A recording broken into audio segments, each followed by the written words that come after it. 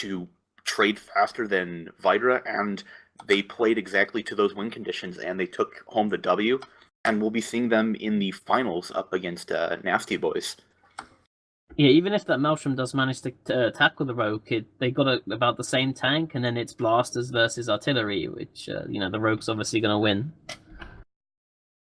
Yeah, the Maelstrom is catching back some shield with that ASB boosting, but the Hurricane is happily staying very, very far away from that Maelstrom, not wanting to get hit by any sort of artillery alpha. Yeah, and I was wrong earlier. The Hurricane actually has a skirmish link, which might actually be even more powerful in this format, because he can swap to the evasive maneuvering link to give everyone on it. Oh, this Hurricane takes a big chunk.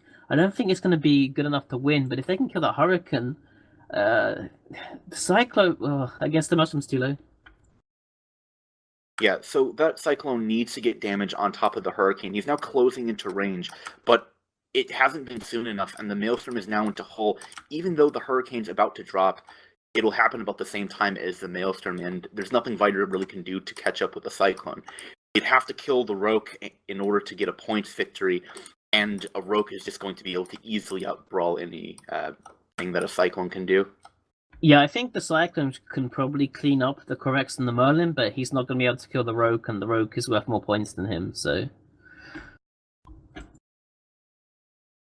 It's not really too much he can do. Yeah, really excellently played by the Exodus side. The Corex is now into armor, taking missile damage, and getting some shield bots on top of him, but a swarm of Acolytes falling after the Corex, which will probably die. As he's burning away expertly, the Merlin is charging into the Cyclone to get a drive-by tackle on him, which we can now see as the web is applied. That has been done just long enough in order for the Rogue to get the grapple and the web on top of the Cyclone, and now the Merlin could burn away. Well, it doesn't really matter at this point. I mean, the Rogue's not going to die, so he can bravely commit Sudoku. Also, I think the Exodus Corex pilot wins the Best Name award with Supreme Pizza Meow. It's a pretty dank name.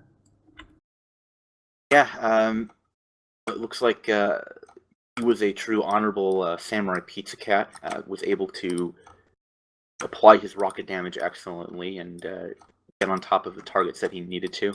The Merlin now, we can see a cloud of bots following him as the Cyclone is boosting back as fast as he can.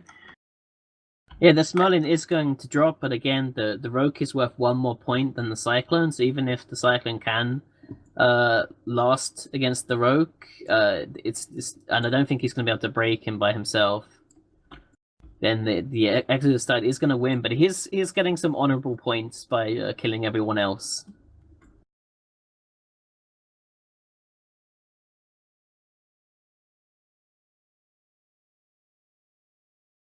The Merlin now dropping down a bit. Looks like he actually broke away. He's actually going to survive. There's 3 Acolyte ones chasing him.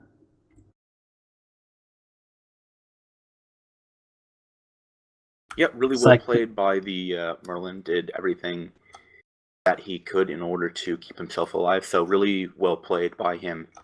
So Tony, what do you think Vidra could have maybe done differently in order to bring this back as a win? Or do you think that they were more or less going to lose this from the start? I'm not sure. I was actually really surprised when I saw the Scythe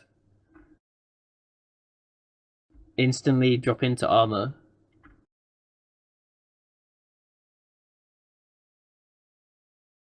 All right, I'm going to go back to the studio.